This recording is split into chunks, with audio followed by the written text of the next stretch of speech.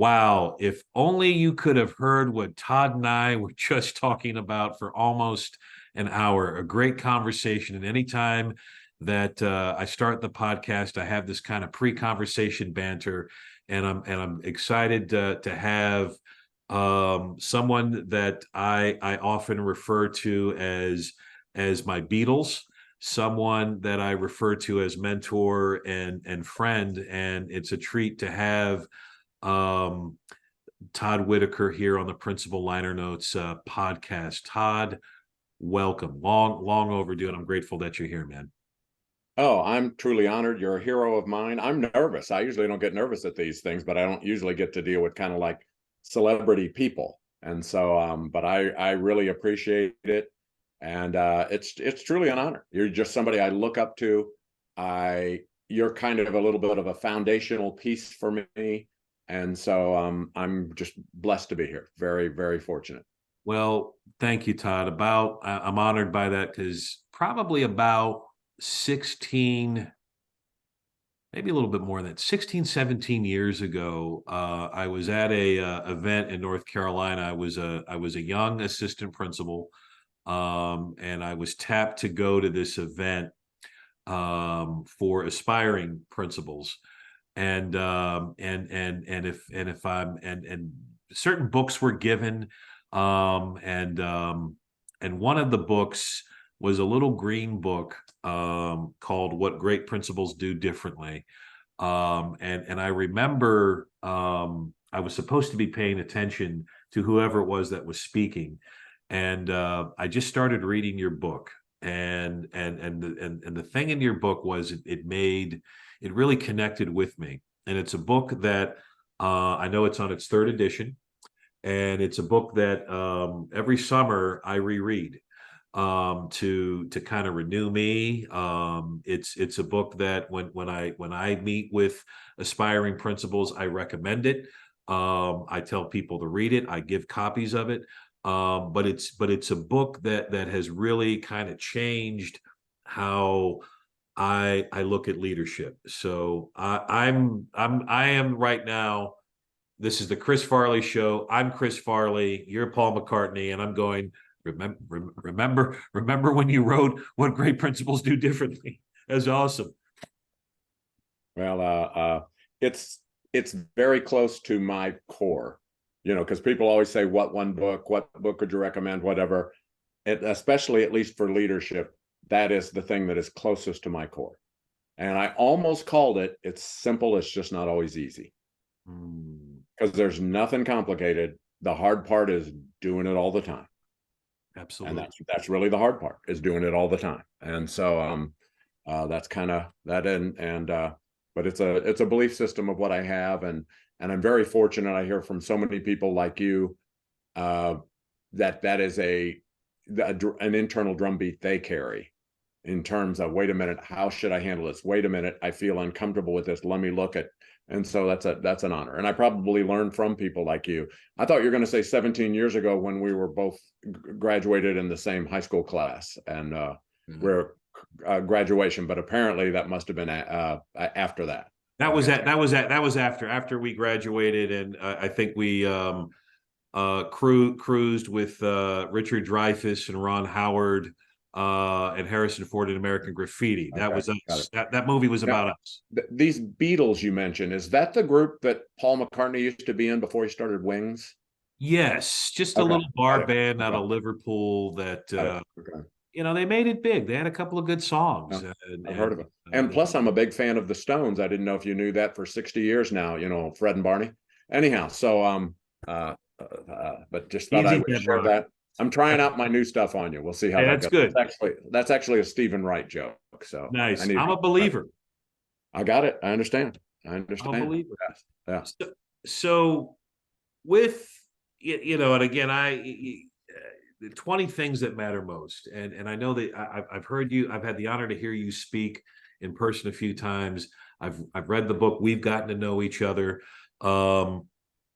2023.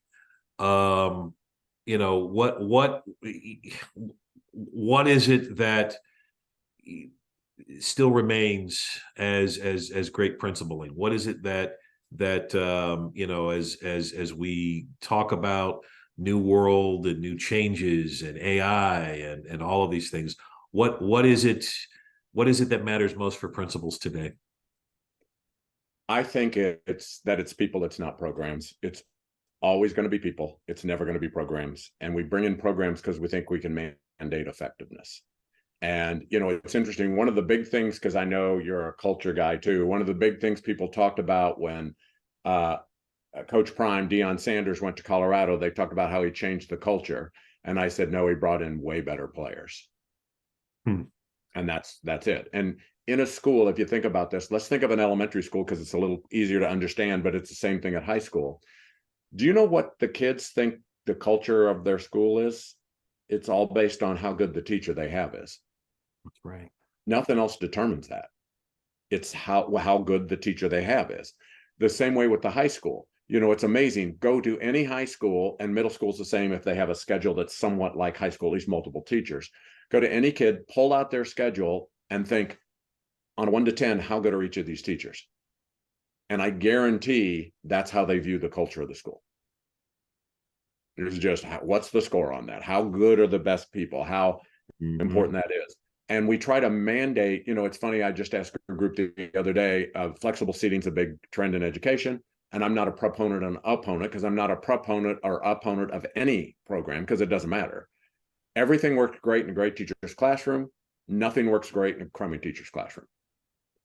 And when we realize that, it changes the world. I say, how many of you know at least one great teacher that would be great using flexible seating? We all do. How many of you know at least one great teacher that would be great not using flexible seating? We all do. How many of you know at least one ineffective teacher that would be ineffective using flexible seating? We all do. How many of you know at least one ineffective teacher that would be ineffective not using flexible seating? The variable is never flexible seating. The variable is always the teacher. But as a leader, once I understand that, I support any teacher that's juiced up about flexible seating, because if they're more excited about teaching, the kids are going to be more excited about learning. Exactly. I'd never mandate flexible seating, because if they're less excited about teaching, the kids are going to be less excited about learning. And to me, that literally is the core of everything. It truly is. That goes along with the 2 ways to improve your school: hire better teachers and improve the ones you have. And there isn't anything else that's going to significantly improve anything. And it doesn't stop at the teacher level. I talk to superintendents all the time. The 2 ways to improve your district are hire better principals or improve the ones you have. And everything else you do is a total waste of time. But the thing to understand, principals can hire great teachers. I don't care about this shortage. I do care, but that's not the factor. Principals can hire great teachers because average principals don't want them in their school. Because the average principals know, the great teachers know they're average. Your worst teachers don't want really good kids in their class because they know the kids know. That's right. They know. And I'd rather not have them in there, because I know they know I'm not very good. And that's you can always hire great people. And what happens is, though, we make decisions based on our ineffective people, and we need to make every decision based on our effective people. And that changes the world. But if you don't think like that, if you don't do something about your ineffective people, you won't have any effective people. And I always say, if you don't take care of your best people, somebody else will. Yeah. And the other thing too, I think, and part of that too, and I think it's part of your work and part of your, is not only valuing your people, but also, I guess what I'm also hearing you say here is it's also important for principals, leaders, to surround yourself with people who are better than you. So I'll use a quick analogy here. Your movie, Butch Cassidy and the Sundance Kid. Listen, who was the better shot? Sundance Kid, not Butch Cassidy. Butch Cassidy was the talker, was the negotiator. He was wise enough to know, I gotta have the Sundance Kid with me because he's the better shot. Right. And similar to Lennon and McCartney, when John Lennon met Paul McCartney and decided to, at the age of 16, to have Paul McCartney in the band, he knew, man, this guy's a better guitarist. This guy is writes songs like me. He's a better singer. He's better looking than me. I'm the leader of the band, but this guy's going to make the band even better. He's what we need, right? I mean, Sean, there are so many generalizations people repeat, and one of them is great people hire better than them. No, they don't. really? Because if you're that exceptional at recognizing talent, your deficits, other people's strengths, they're not better than you. They're different than you. Yes. Paul McCartney wasn't better than John Lennon. I mean, people could argue, and I don't mean that way, but he was better at certain things than John Lennon. I got you.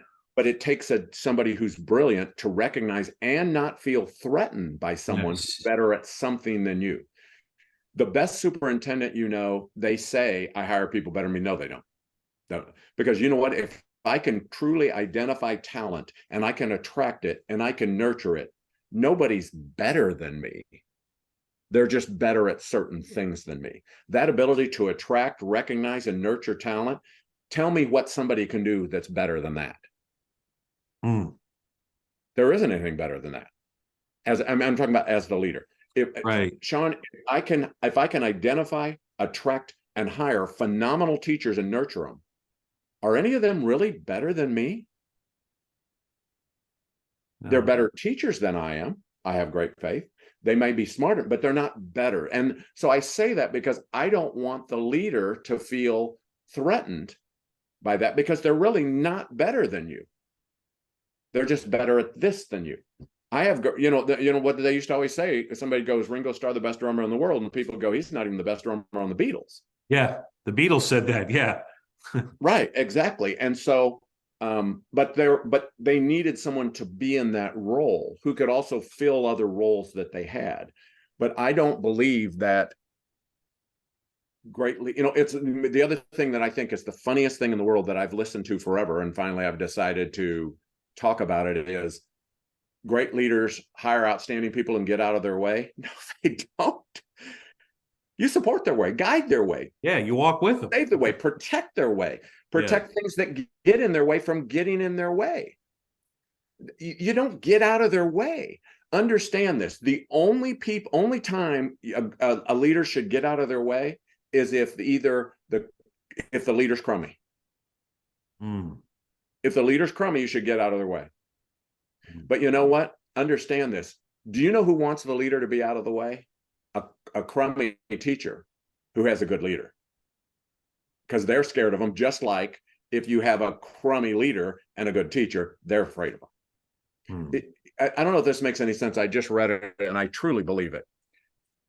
And I'm choosing the numbers because I saw this in a quote, not because I believe it's, I haven't thought percentages. The best 10% of the people think completely different than the other 90%, completely. And if they didn't, they'd be the other 90%. If John Lennon didn't think different than the average musician, John Lennon would be the average musician. But he could still be in a famous band if somebody brilliant was leading it and thought, oh, he can harmonize. He can do some supplemental songwriting and he plays the guitar. Sure. It isn't like he'd have no role, but he cannot be the leader of that organization. He wouldn't have the capability of doing it. And Paul still considered John, I mean, even to this day, it's his band. He's the leader. It's not Paul, John, it's John, Paul, George, Ringo. There's a hierarchy there. But that's I appreciate that shift in thinking. Yeah.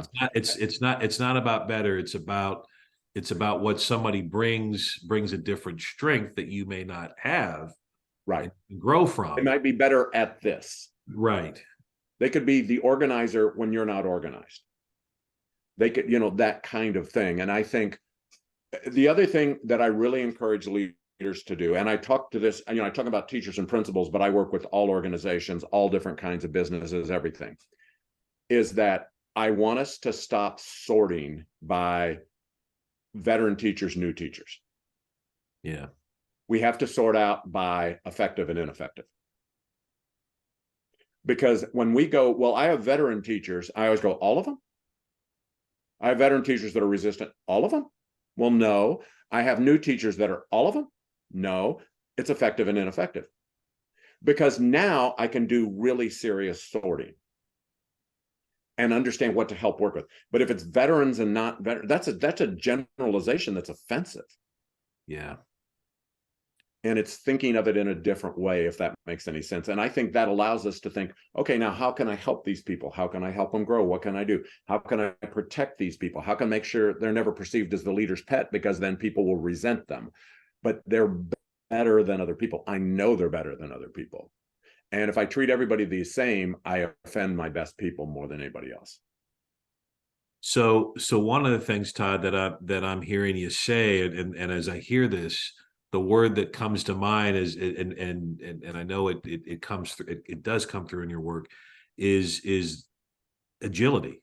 You know, a leader has to have a little bit of agility and reflectiveness to kind of tease some of these things out and to respond to these things. Yeah. One of the other things that is a one core belief, and you know, and I really don't like when people say what one thing, because if there was one thing, then it'd be simple and we'd all do it. If there was one best way to teach, we'd all be doing it. Yeah. Nobody'd hesitate to do it. But one of the things that I also do believe, and it goes along with what I've said, that my beliefs don't contradict each other. They overlap each other. Mm-hmm. Is that if you make every decision based on your best people, you'll literally never make a wrong decision. But there's some nuance in that. Do you know when I have to deal with a teacher that's ineffective? When it's interfering with the morale of my best people. Yes. When it's holding them back, when it's keeping our organization back. And the way I think about it is this, and there'll be people listening who disagree, and that's okay. If you really are upset with something, make sure you please contact Sean. Anyhow. Thank you, Tom.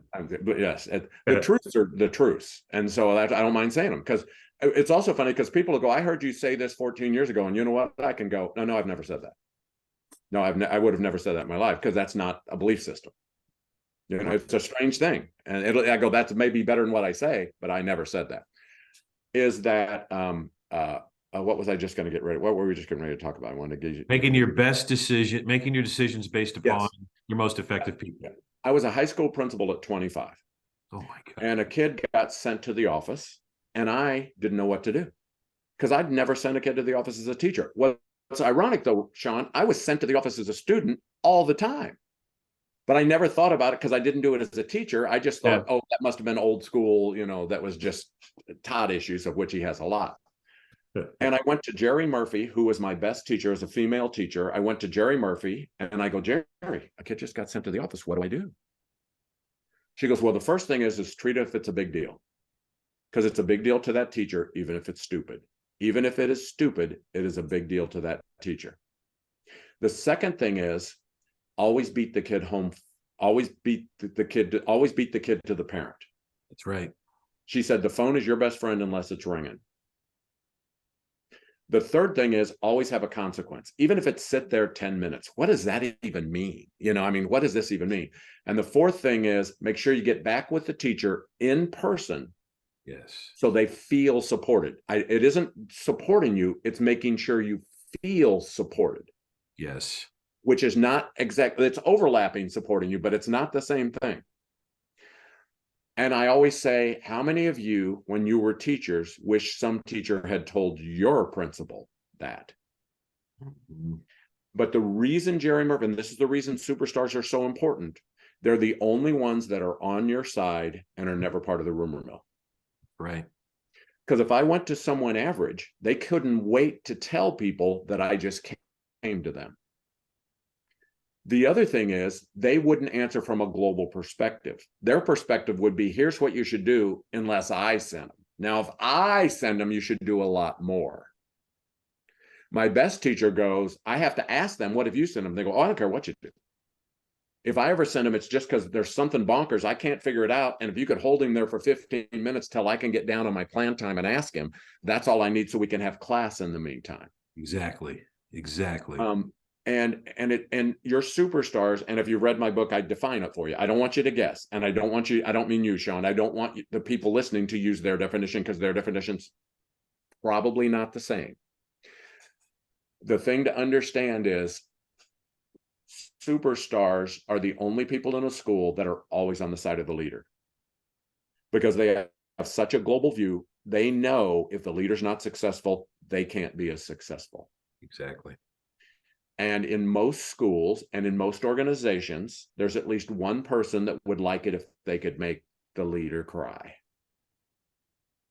And also, there's a really good chance there's somebody who'd like it if they could make the new pretty young teacher who's better than they are cry. And so they're not going to always be on the side of the kid. I always say, I'll be on your side as long as you're on the side of the kids. If you're on the side of the kids, I'll always be on your side. That's it. And it's just helping people. And as leaders, you're not, it's funny, I always say teaching is the most isolated profession, and you're never alone. Leading, you're never alone, but you're lonely. Yes. But if I can identify a couple of superstars in my organization that have a global view, so they're not looking at what's best for me, they're looking at what's best for the school. And I know that they'll look me in the eye, tell me the truth, and not be part of the rumor mill. I'm not alone anymore. Yeah. I'm not alone. Leadership doesn't have to be lonely. And I think it because I often say, you know, they didn't teach you this in principal school about, you know, or I wasn't in Dr. Whitaker's class at the University of Missouri, you know, but the principal, you're it. And sometimes that isolation, because you're the only principal in the building, or you are the principal in the building, it can wreak havoc with you. I've had those days too, Right. but it doesn't. Loneliness is a choice, and it doesn't have to. You don't have Right. to be lonely. And to your point, you know, having that rapport and relationship with your people, having that rapport and that trust with your superstars and those folks that will give it to you straight. Right. You know, I find those are some of the most rewarding and enlightening and learning conversations for me. When I go to that person, I'll go, hey, did I make any sense in that faculty meeting? Because I do all the time. yeah, I don't, or sometimes I will do that in a faculty meeting. I will walk over while somebody else is doing whatever or talking about whatever, and I will go to that person who I know is going to give it to me straight. And I'll be like, did I just make sense up there? Give it to me straight. Right. And that person will either say, yeah, but, or yeah, you did, or no, Right. you need to rethink what you just said or revisit it right now, or they're going to tear you apart. You know, Right. Sure. Right. Because they want you to be successful. There's no exactly. benefit to them for you to not be successful. There's no benefit, because they know it won't benefit the kids. Exactly, exactly. And I'm very transparent about it. And I'll often say in the middle of a faculty meeting, you know, I'm looking at everybody, but there are two or three people right now, you know, kind of like Statler and Waldorf, that I'm looking at right now that are going to give it to me straight. Right. You know, who are my barometers. You know, I'm very transparent about that, you know, and sometimes Right. I'll go over and, or maybe, you know, I think that's so key, that vulnerability, and that's one way to tune into those superstars. The Yeah. other thing in your book, and we talked about this in you know, and I love how, and I have every edition of the book, but I love in chapter 21 how you, and in fact, when the third edition came out, I went straight to chapter 21. I knew the other stuff and I went back and read it, but leadership is not an event. And I know you had shared that this is something that you have really, in keynotes and lectures and things, that you have really kind of honed in on. So when, for those that have either not read the book or have not heard the statement in What Great Principals Do Differently, third edition, leadership is not an event. What do you mean by that? It's what you do every day. It's how you do it every day. You know, you've seen teachers that have a 3-day unit that's unbelievably good, but the other 177 days, they're not quite at that level, and nobody thinks that's their best teacher. social media has added to it, but I think this is life's life. Social media just makes us more aware of it, maybe makes it worse or more prevalent, but it doesn't change anything. I always think of this. One of the things that we've always thought about for years and years is you'll have a principal who kisses a pig.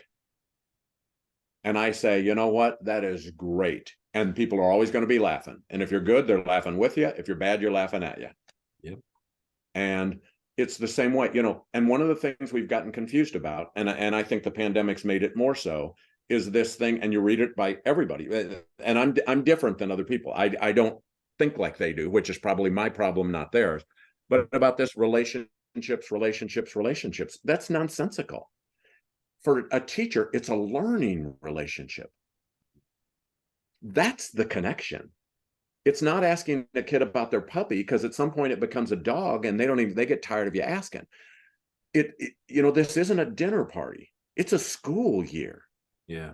It's funny. I asked an outstanding teacher the other day, I go, when do you do getting to know you activities with your students? And they said, well, the last 20 minutes of the second Friday of the year.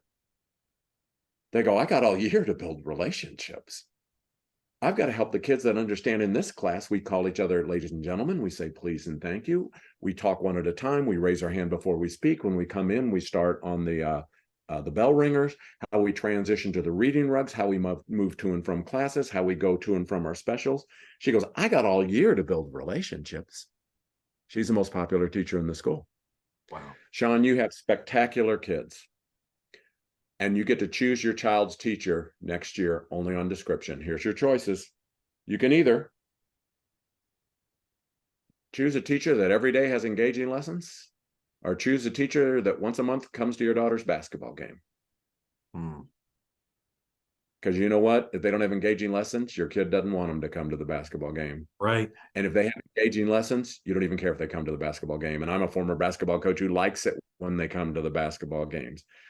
That's where we've gotten confused. I support my teachers every day. I defend my teachers every day. I go in classrooms as every day if I can. And I can't go to all of them. I had 95 teachers, but I try to go in classrooms every day. I protect my teachers every day. I defend my teachers to parents who may be not the best, most supported parents every day. And I like events.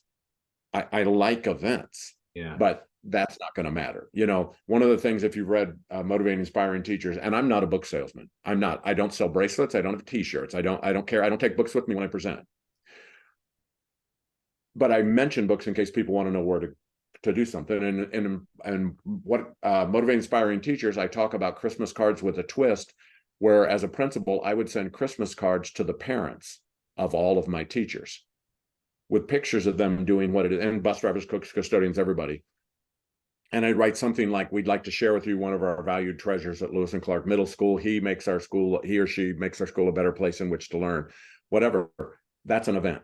But can I tell you something? If I don't treat you with respect and dignity every day, Sean, that is a joke. Right. But if I treat you with respect and dignity every single day, that is the nicest thing that's ever happened to you in your professional life. Mm-hmm.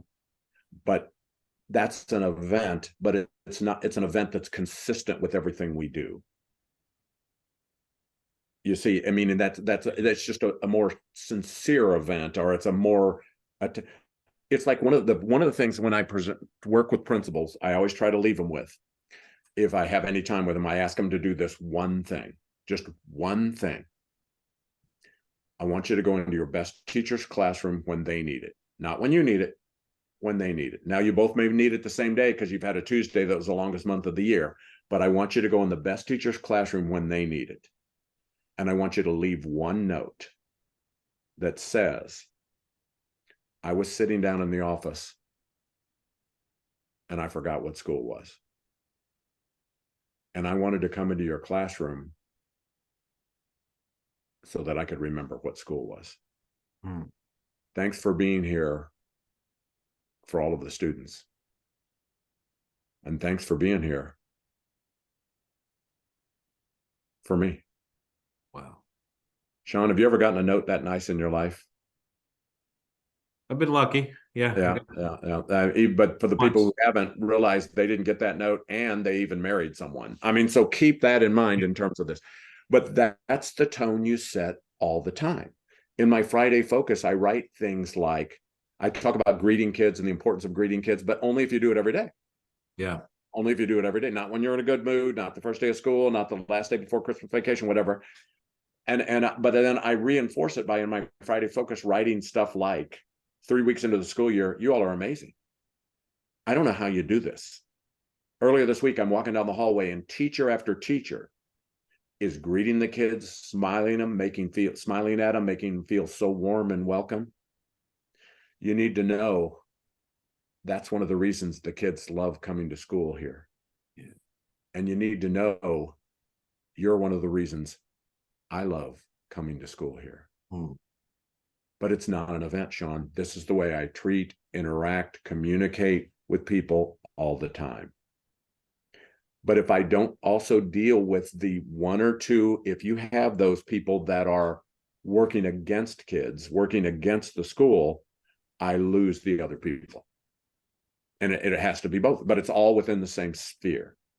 And I teach people how to do things right so that I know they're intentionally doing it wrong. Consistency. I mean, and with consistency comes integrity.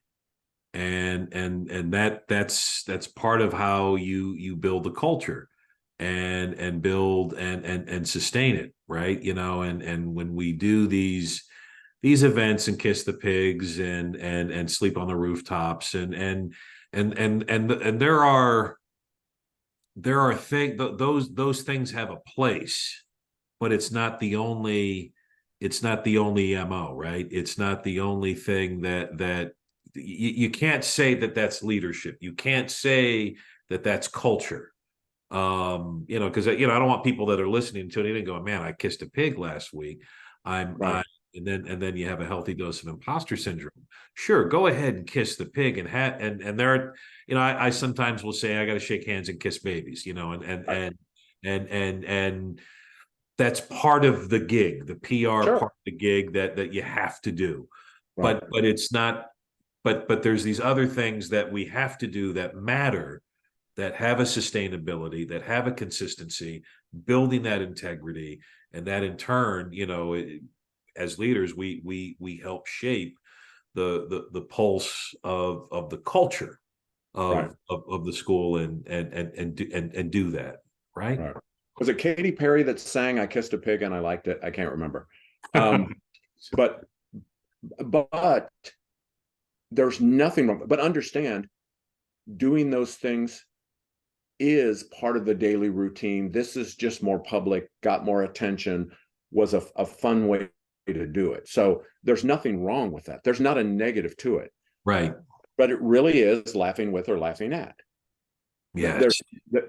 the thing is, I can't bring in donuts on Friday if I haven't protected, stroked, valued my teachers Monday through Thursday. Exactly. So there's nothing wrong with the donut.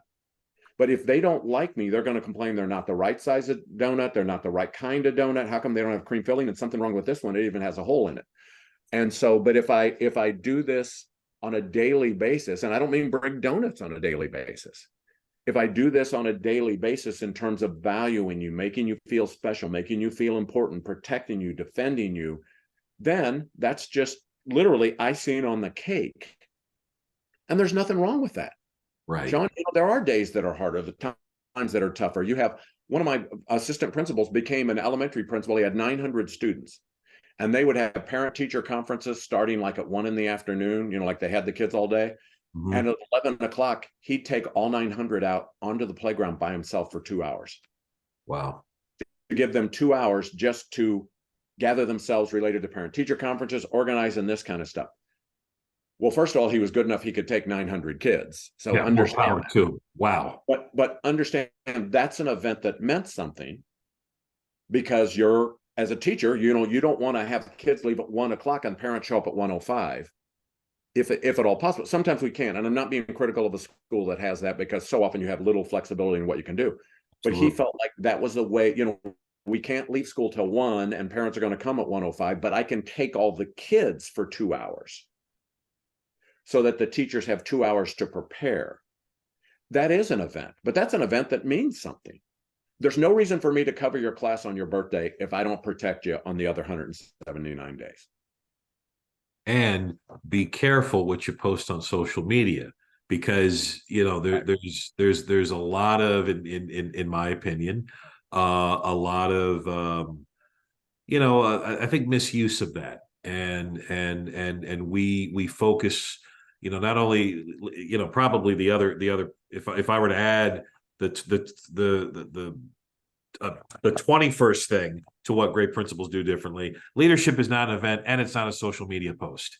And sometimes I again, there's a time and place to promote and sell and market Right. school, and you have to do that, and that's important to tell your story, and Right. and to keep the narrative authenticated and validated and sustainable. But we also have to be careful with, are we doing this to what end is this post for? Is this post going to help the narrative of my school, or is this going to, am I doing this because I see other people doing it, and that's what leadership is, or that's what makes a great principal? And I think we have to be very, very careful and cautious. No reason to try to brand your organization if your organization's no good. Because I think it's all, but that there's nothing, the other thing about social media, though, that I do think is you can also attract more candidates, better candidates, different candidates by doing that. So it isn't like there's no purpose, but it better match your brand. Yes. If I have advertise the store as the biggest discount, and there's a store, it's a national chain, drives me crazy because they have coupons, 25% everything off the store, but you get in, there's a little tiny asterisk that lists every single brand that I want. Yes. And they don't have. Well, that hurts their credibility, because actually then I have no interest in ever going, because I assume there's a trick. I assume that there's a trick to what it is they're doing, because they tricked me once. And so, but there's nothing wrong with that. And part of culture is, culture, as really exists in people's minds than it really does there being such a real thing. So I'm painting a vision of my school for people in their mind, because now they're coming in and they're up here already because they see my school as different or special. So they're going to act more different and special. Yes. And so there's not no value. It's just making sure it parallels what your school actually is. Excuse me. I'm sorry, I cut you off. No, you're fine, pal. But it's that consistency again. If you're going to be that person that is going to greet students at the door every day, be that person, not when you're in a good mood, or not when, it's a social media. It's the same thing, that social media post has to be authentic, so that when you walk in the building, oh, well, man, yeah, Todd does do that in the 200 hallway. Wow, I saw that on social media. Here he is doing that thing, Wow, and he does it every day. Wow. It reminds me, have you ever heard of Harry Carey? Yes. The announcer who would scream and yell about everything all the time. Growing up, I was little and games weren't on TV very often. We did have electricity, though. It was a new thing. But anyhow, my dad used to listen to the Cardinals all the time, and Harry Carey was their announcer, and he'd scream and yell and everything all the time. My dad took my mom to her first baseball game, and they sat there, and my mom, after about 3 innings, goes, "What's Harry Carey always yelling about?" Because it was so boring to her. And I thought that's an excellent point. That was confusing to her related to this. And Sean, you need to know, one of the things that I use an example of culture is Celebrate Monday. Not that it's your idea, not that you did it, that you do it every day. It can't be part of the culture. Do it every Monday, like on a regular basis. Exactly. Because otherwise it's an event. Exactly. And there's nothing wrong with having a book fair at a school. There's nothing wrong. That's exciting. But it also is connected to and infused into building a love of reading, doing things to support kids' literature, doing things to get kids excited about that. Then the books fair is an event, but it parallels everything you're doing. Your Celebrate Monday then becomes and I'm saying this in a positive way, not a negative way, normal in Yes. your school. You know, it's normal. They come and they're driving in on Monday morning and they're excited. They're more positive than they would. The Sunday scaries may not be quite as bad because of the fact that we celebrate Monday. But if you do it 2 times and then don't do it again and then bring it up 3 months later, it's literally a joke. And the Yes. problem is it isn't a joke. Sean, I'm your friend. You're the joke. Exactly. You know, Exactly. that's that way. It's like the teacher who's nice to most of the kids a lot of the time. It doesn't mean anything. And we have a lot of people that are nice to people when it's convenient for them. A lot of people in the world that are nice when it's convenient for them. It's funny you should bring up Celebrate Monday, because it's actually a good segue. I know you and Steve came out with a new edition, a second edition of School Culture Rewired, and and I was honored to preview the second edition, and I this again, the story of this book and how it landed in my life. Um, this book was something that I remember seeing in ASCD EL magazine and being excited about it. I respect you. I didn't know who your co-author was, but I figured he must be an all right guy. He's the Sundance Kid to your Butch Cassidy, and the book finally came, and it came on a rare snow day in North Carolina, because we don't get a lot of snow here. And I remember reading the book cover to cover, this actual book cover to cover that day in 2015, February 2015. And I remember coming to page 13 of the book. It's the actual thing there. And this changed my life as well. It changed my life, and it changed my approach to leadership. And I always thank you anytime that I speak, anytime that I have an opportunity to tell you, I always thank you for this. Because it became not only something that it changed my practice as a leader, and helped me think about culture in a much more intentional way. But I was also honored to see, I'm still honored to see other schools and other folks, and if it's not Celebrate Monday, it's something else, but it's Right. still got to be part. It doesn't have to be so. And I always tell people that, if you don't want to celebrate Monday, don't celebrate Monday, but still think about doing something intentional to build your culture, or to do something differently to build your culture. You can celebrate Wednesday. You don't have to celebrate any day. It could be, whatever you want it to be, as long as it's you're doing what's best for kids. You're making people excited, or helping people to be excited about being in your schoolhouse, and it's sustainable. So again, thank you, Todd. Thank you, Steve. Oh, well, you're very kind. But and just so Sean probably remembers this, but he may not.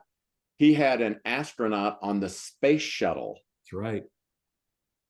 reach out and said, I'm going to celebrate Monday. And it was connecting with Sean. I'm going to celebrate Monday because I'm going over the Florida Keys today, Right. which is where I'm from, or his hometown or something. I don't remember Sean exactly, but that was an example of how he was celebrating Monday. And see, Sean, if you hadn't used social media, do you see how that makes your school feel even more special? It makes the concept feel more special. So you connect with people. It's like when Mickey Dolenz said the Monkees are not in the Hall of Fame, we'd appreciate your support. And I wrote and said, I'm a believer. And then I did that as an inspiration from you. And then Mickey Dolenz followed me on Twitter like he does you, and his wife follows us on Twitter. And Right. my son got Yoko Ono to follow him on Twitter. And so those things are things that add energy to what you're doing. Yeah. But only if you're still going in the same path, but it gives a boost along that path. I think that, and I think that's important. That's a good point, Todd, because also too, I mean, the power of the social media too is it does show there is a level of validation through that connection, there's a level of, wow, we're connected, man. Because I remember when that happened, and I remember just going crazy. Hey guys, look what my friend Todd Whitaker just messaged me. There's a guy in space that's celebrating Monday with us, and boy, and especially for a school where in the schools that I serve, that we have underprivileged students. We're proud to be Title I and those things. Whoa, that was a game changer. That was a day maker for folks. Wow, he celebrates. Yeah, yeah. Right. So there is that connection. I still don't, I'm glad that Mickey Dolenz of the Monkees, the last surviving member, follows us both, and his wife Donna. Um, but you still got me on Yoko Ono, man. I've tried. I'm waiting. One day, one Well, day. she follows my son. She doesn't follow me. Wow. Because I used to present and I bring up Yoko Ono, and Yeah. I talk about my goal is to get Yoko Ono to follow me. And people would write her. I don't know if you knew this or not. All the time, they would tweet to her and say, "Please follow Todd Whitaker. All I'm asking is give Todd a chance," and stuff like that. And she would never follow me. And I tell my son, who was 13 and was a big Beatles fan, and one day he goes, I go, "Harrison, I tweet her every day. I can't do it." And he goes, "I'm going to follow her." And literally 5 minutes later, he goes, "Oh, she followed me back." And I'm like, Well, at least she's following one of the Whitakers, right? So, well, exactly right. And I went up to the Dakota building in New York where she still lives, and I stood out with a giant sign that said, "Please follow me, Yoko." And she closed the shades on that side of the building. So that's all I really know. That's a joke, so don't worry about the stalking. But she does follow Harrison. good. But I have several other people that are sports people that I've interacted with and I really and I that's just gives you a fun buzz, Yeah. But the way to think about it is this. Good Let's point. say, Sean, this is your trajectory of Celebrate Monday. Okay, let's pretend this is the trajectory. Mhm. All of a sudden, the guy in the space shuttle does it, and all of a sudden, maybe it goes there, and then now the trajectory's up here. Does that make sense? In Yeah. the sense of, it's going in this path, but that gave you a jolt. Yes. When I did that with my teachers for the Christmas cards with a twist, Mm. it had such an impact, but only because I was already doing this and it just moved us here. I'll tell you a quick story about the Christmas cards with a twist. I love that idea. I was in Iowa, and believe it or not, I was the Iowa Leadership Academy for 2 years, the year they decided to vote to secede from the Union. But anyhow, I was at the Iowa Principals Leadership Academy, and I'd go every other month for 2 years. Mhm. And it was just me. And I went, and we'd always meet at a large building because it was a large group of people, and it would be conference centers or whatever. And it was November this month. We're in November, unless that's dating it, then we're in whatever month you'd like it to be. But we were in November, and I'm going to a large building, and they're putting up their holiday decorations. And that literally reminded me of the Christmas cards with a twist, which I hadn't presented or mentioned for years. And I told the story of that. And then I have cards that I carry with me that have, and my secretary took pictures of everybody doing what it is they do in the building. Yeah. And she secretly did all this. And secretly, we gathered their parents' mailing address. And I can explain to somebody if they ever want to visit about how. And anyhow, then the day we left for Christmas vacation, we sent a card to the parents of each person, bus drivers, cook, custodian, part-time, full-time, anything. And it had a picture of their kid doing what it is they did on the front of the card. And then we'd write something like, we'd like to share with you a picture of of a difference maker in our school and what they do. But we also sent a card to every faculty member, because I don't want them to be left out, with the same picture. And we'd write, "May the love you share with students be yours this holiday season." Wow. I mentioned this in Iowa in November. I had not mentioned it in years. The next time we came back was February. An elementary principal in Iowa, who may be listening to the podcast right now, an elementary principal in Iowa came up to me and goes, "I did that. It's the best thing I've ever done." And I said, "You pulled it off between November and February?" And she goes, "Yep." I go, "Well, would you mind sharing with the group?" That was my entire conversation. "Would you mind sharing with the group?" She goes, "I'd be happy to." Wow. She told a story that she said, last week, I got a card from one of the cook's moms who lives in Pennsylvania. And the cook mom wrote, "This is the nicest thing that's ever happened to my adult professional child," whatever. And she happened to see the cook the day before the conference where we were together. And she said, "Your mom wrote me the nicest note." And the cook goes, "Let me tell you something. I have never been the select favorite child. I've always been the outcast. I've always been like a stepchild in the family. At Christmas dinner, my mom holds that Christmas card up and says, 'When I am dead and buried, I want this card in the casket with me. Wow. But if I don't treat you with respect and dignity every day, Sean, that's a joke.' Yeah. But if that's the trajectory we're on, do you see all I do is elevate the whole trajectory? Mm-hmm. And the other thing I want people to realize, and this is part of Leadership's Not an Event, if you do things like this, don't feel any need to top it. Mm. Don't feel any need to try to next year do something better. I don't know why you would. It's not a contest. Right. And it's interesting because I've seen people do this then if their parents aren't alive, do it with a spouse, do it with a child, whatever. But I don't even feel obligation to do that. And I don't mean that in a mean way. Because Sean, I don't know what the status of your parents are, but I lost my mom last year at 96 and a half. Mm-hmm. And if I now took a job and a principal did that, but my mom's passed, do you know what I'd think? Wish I'd have had a principal like that earlier in my career. Yeah. I wouldn't be resentful. I wouldn't be bitter. I'd think, I wish I'd have had a principal like that earlier in my career, but I sure am glad I have one now. That's right. And one of the things I say, and I could not mean this more sincere, is that I cannot control what people say about me. But all we can do is treat people with such respect and dignity that when other people say bad things about you, there's a chance they won't believe them. Yeah. It's like my dad, you just reminded me something that my dad has said, and that his dad um taught him. He says, let them say anything they want about you, but don't let them say that you weren't a gentleman. And to unpack that, um don't let anyone say that you didn't treat anybody with respect and dignity. Right. That's And that's a drumbeat in my, one of the things I talk about is 10 days out of 10. And if it gives an example of how we live or don't live, as a principal, I never missed a Friday focus ever in my career. Never missed a Friday focus. If we got on Wednesday before Thanksgiving, there was a special Wednesday edition of the Friday focus. right. I exercise, and I'm not athletic, but I'm fit because I do it every single day. And I've done it for 35 or 40 years. July 5th, 1981.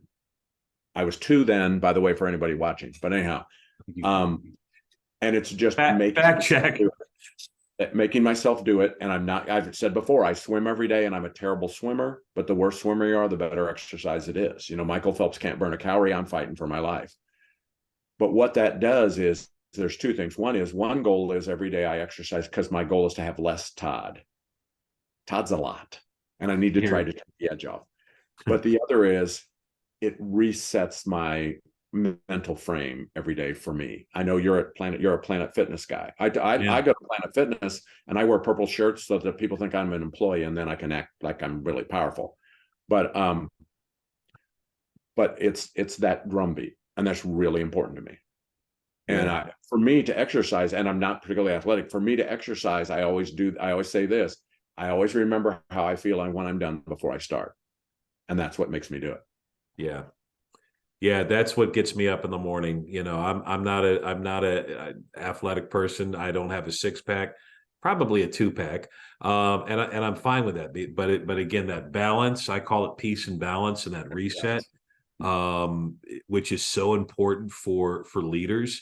There is something to be said too about taking care of our own culture as individuals. And I think if you don't take care of your own culture, then the culture that you have been charged to take care of, you can't take care of. However, whatever that may be, whether it's swimming, Planet Fitness or the crack of dawn where I'm listening to my Beatles, a walk, whatever. That is so key for leaders and principals.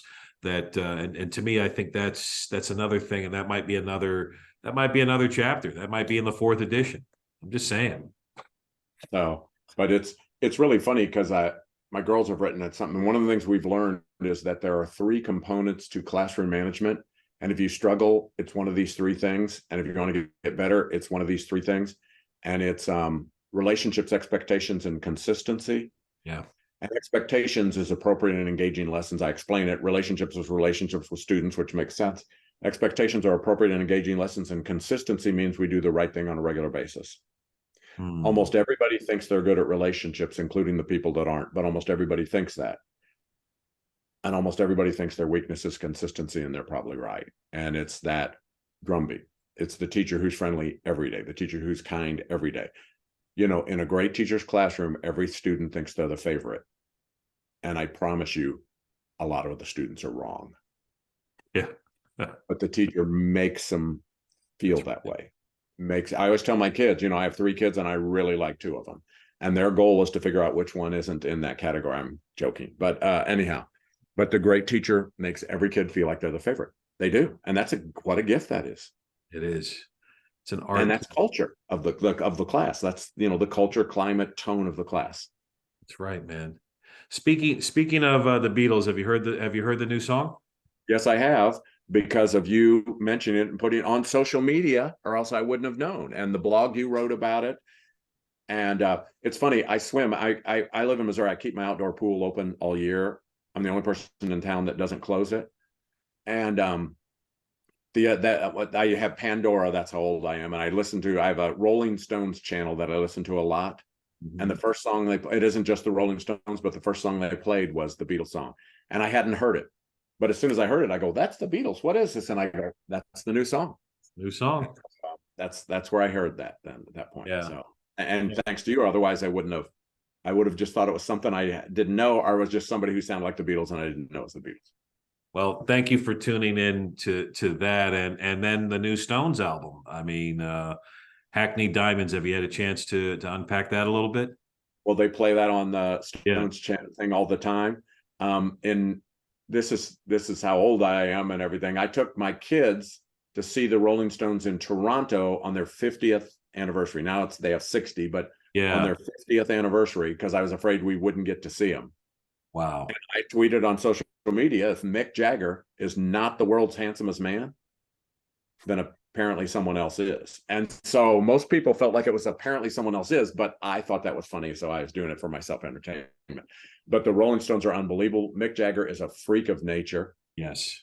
His ability to move like he does and do. But Paul McCartney is a freak of nature in terms of just 3-hour sets and doesn't take a breath, doesn't need a breath. Yes. And it's just incredible. And the stories he tells, which you've heard a dozen times because he does them all in all concerts, but you're glad he does.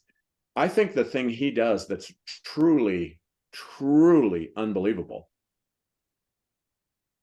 he doesn't act humble or braggy. Yeah. That he just acknowledges the Beatles are different, that I was a part of the Beatles that were different, but it's not braggy and it's not humble. And that is really a gift, because I don't want him to go, oh, well, we were nothing, because that's not true. And neither do you. But you also don't want him to go, over the top the other way. Well, people should cater to me because I'm the Beatles. And that's not what, and I know they said stuff like, well, of course they'll play this longer song because we're the Beatles. But I'm talking about, he handles it in a way that is very admirable to me. It is, and very much like what we were talking about earlier, that he honors and dignifies his people, the audience, and he's very aware that folks have either traveled great distance, spend a lot of money. He plays a little bit of everything from each era. So if you like the Beatles stuff, the early stuff, he'll do that. If you like the Wings stuff, he'll do that. The solo stuff, if there's for the super fans, like you or me, he may play some Rare song and you go, oh my God, I can't believe he did that. And then he he does a little bit of Jimi Hendrix in there. So again, there is, and he has every right to say and rest on the laurels of the Beatles, but No, he'll say we were just a band, we were just a bunch, we were four guys, And it's the same way when you think of consistency. He never misses his Friday focus.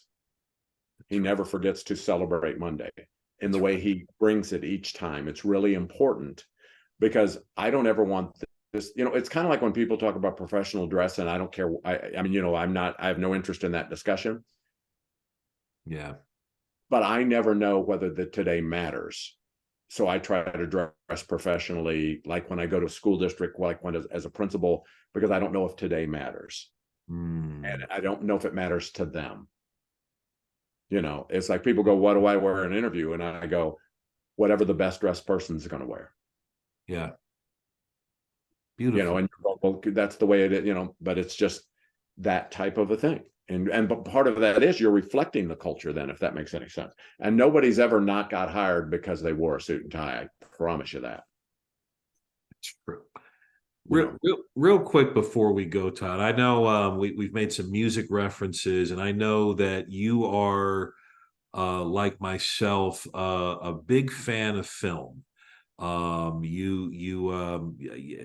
in your social media posts, you've had a few 6 degrees of separation with some famous actors, and I really respect your sensibility about film. And if I were to ask for a book, I see in some future book, a leadership in film book, and I know others have done it, but I would love. I just love how you frame leadership, and I love how you frame film.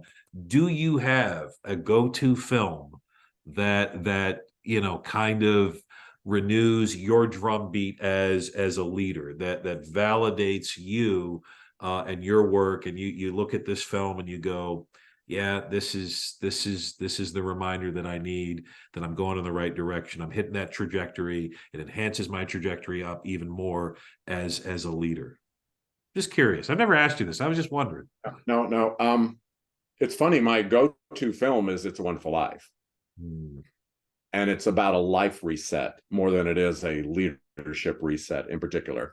But Yeah. his willingness, one of the things I use as an example of that is his willingness, Jimmy Stewart's willingness to accept responsibility. Remember when he's Mr. Potter and he goes, I lost $8,000? And because Uncle Billy lost it. And Mr. Potter Right. goes, you lost $8,000? I always say, take the hit because you're going to get it anyhow. And I Yeah. really admire that. There's some stuff in American President. I think some of the monologues and things I value a lot. Mhm. Uh, Good film.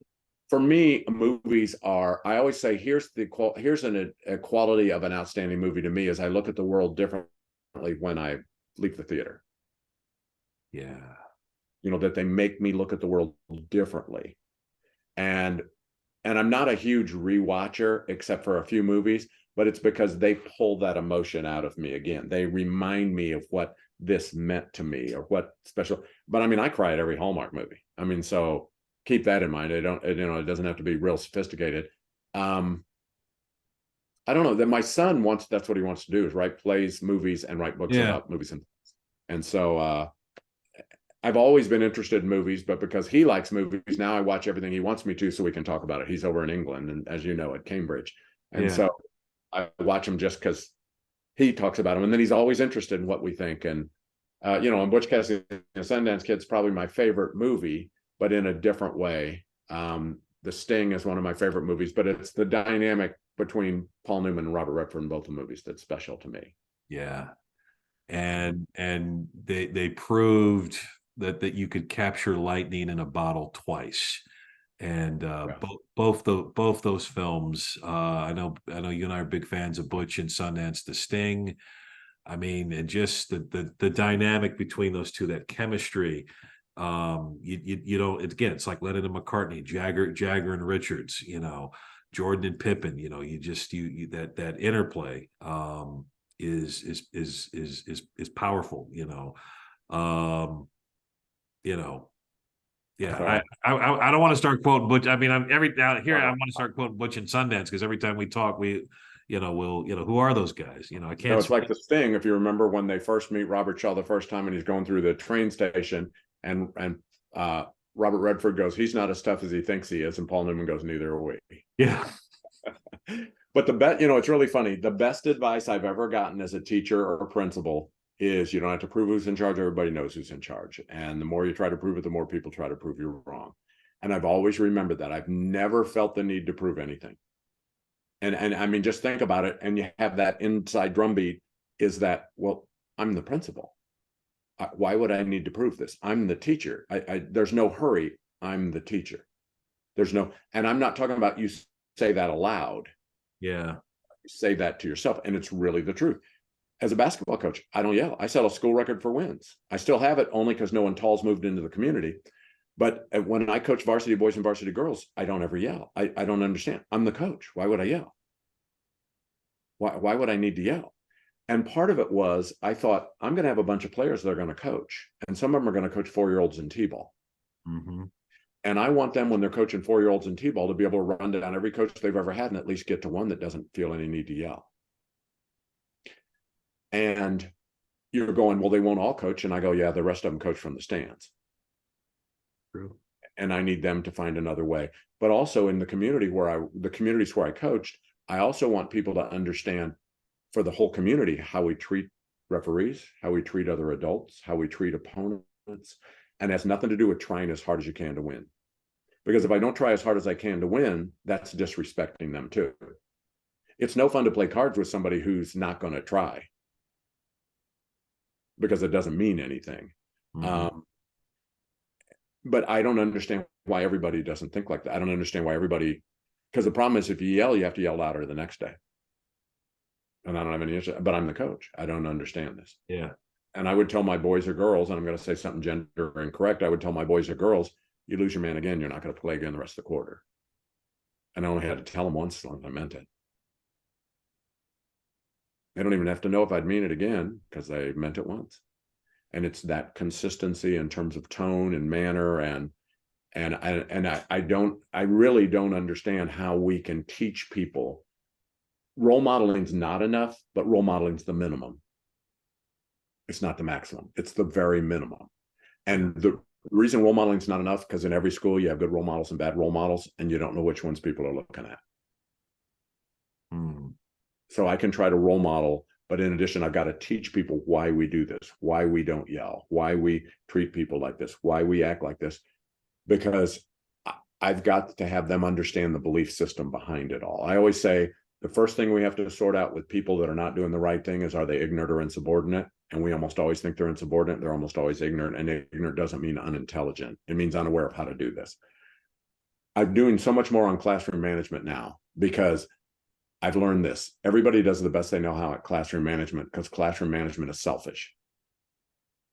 If any of us could get the kids to behave better, we'd get the kids to behave better. Nobody holds back on that. You have wonderful children, but I'm being honest, and don't take this in a negative way. If you could get your children to behave better, you would always get your children to behave better. Yeah.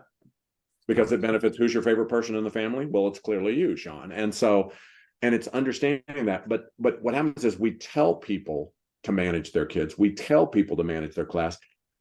And the reason we tell them instead of teaching them is because we don't know how. It's like, have you ever been told to raise your test scores? Oh, yeah. Okay. Yeah. Well, were you holding back on it, Sean? I'm just asking here. Did you try to keep a little slack in the line when it came to your test scores? You already had them up as high as you know how to get them, because it benefits you. Right. And if I tell you to raise your test scores instead of teaching you, what you know about me is I don't know how. Because if I knew how, Sean, I'd teach you, because it'd make me look good too. That's right. And everyone's ego driven. And I'm not saying it and that's not a criticism. You want to do well every day because there's an ego in there. Yeah. We have skin in the game. Right. Exactly. And so when I teach people how, if you have to teach your bus drivers how to manage kids, or else the bus drivers start to hate the kids start to hate the bus drivers. And now I don't know how they left home, but I know how they got dropped off at school. And the bus drivers want to manage kids. They want to. Yeah. And we don't have enough bus drivers. Well, part of it is because they don't know how to manage the kids, and then their job's no fun, and then they quit. But if I teach them how to do it and show them how to do it, but teach them literally word for word, you'd be amazed how much the bus drivers like their jobs now. Mm-hmm. And instead, we just think you can't lead through osmosis, and that's one of the things we try all the time. We try to do stuff through osmosis, and you think I'm magically thinking you need to do this, and can't you tell? Well, I don't know if you're ignorant or insubordinate. And So, and because you have the title doesn't necessarily mean that people are listening or following. I learned that real early and real quickly in when I stepped in administration. That doesn't matter what's on that door.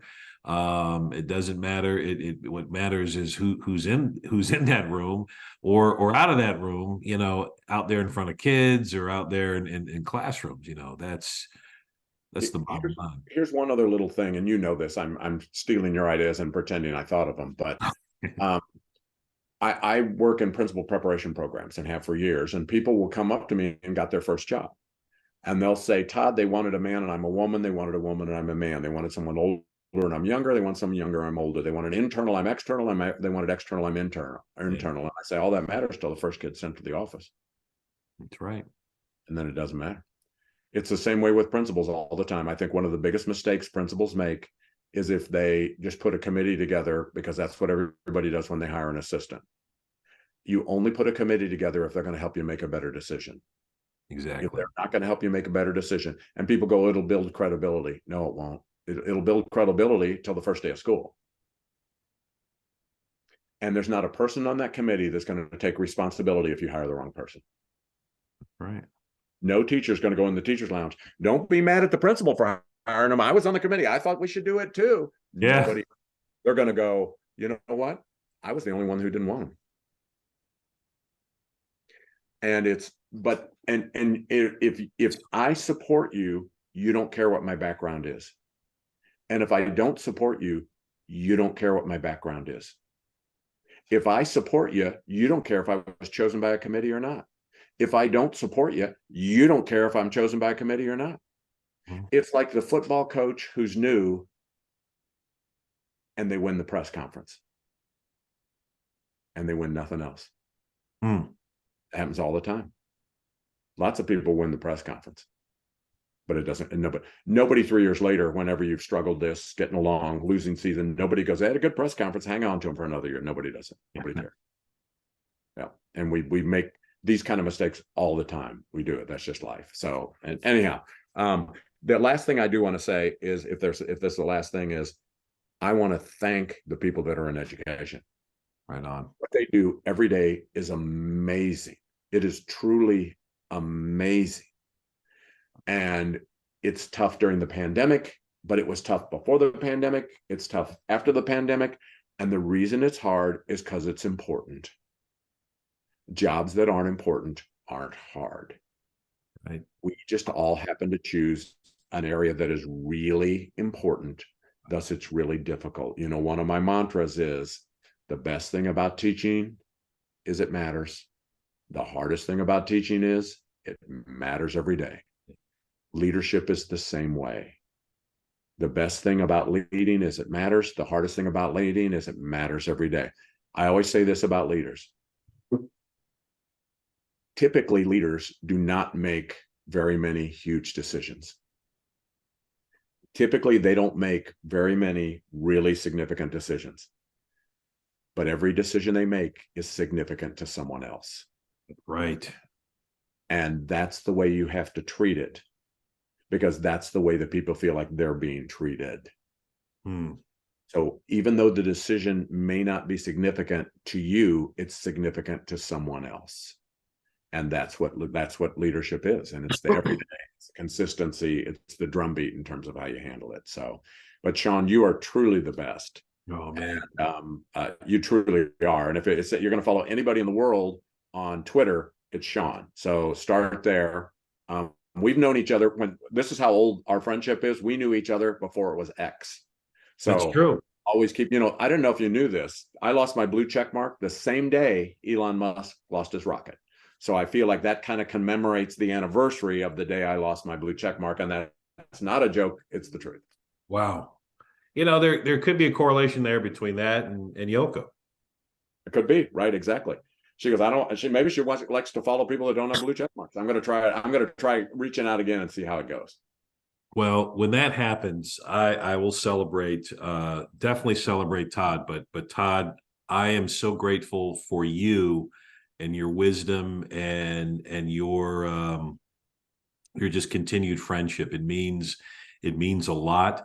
I know that your impact through your words, your writing, your speaking, it's infinite, and I'm grateful for that, and I'm grateful that that you can come by here on the Principal Liner Notes podcast. So, friends, follow Todd Whitaker as well. Follow his all of his social media. I'll have all those things in the show notes for you. I will also have links to two of my favorite books by Todd Whitaker, Steve Culture or School Culture Rewired: How to Define, Assess, and Transform It.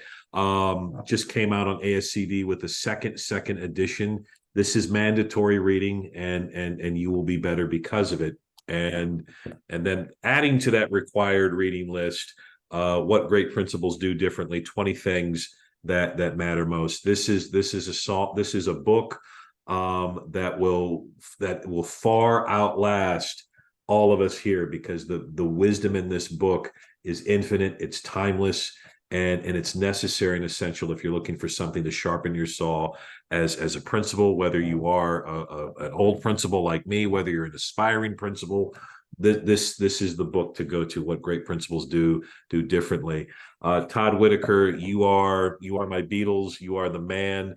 As I and best to Beth and your family as well. I'm also a big fan of your wife, and who's also just another great leader and a great force for future leaders as well. So please I know the shout out is infinite, but when this is done, please give her my best as well. We'll do it. And make sure before read those books, those has-been books Sean held up, read The Pepper Effect. Oh, thank you, friend. Thank you, friend. Welcome. As I sign off here on the Principal Liner Notes podcast, don't forget to share with the world your dreams, your visions, your ideas, because the world needs them, and you help make the world a better place, just like Todd Whitaker. Thanks so much for tuning in. Thank you, Todd. Our goal is not to reflect society. Our goal is to cultivate society. That's why we have schools. Amen, brother. Amen. Thank you. Treat for me.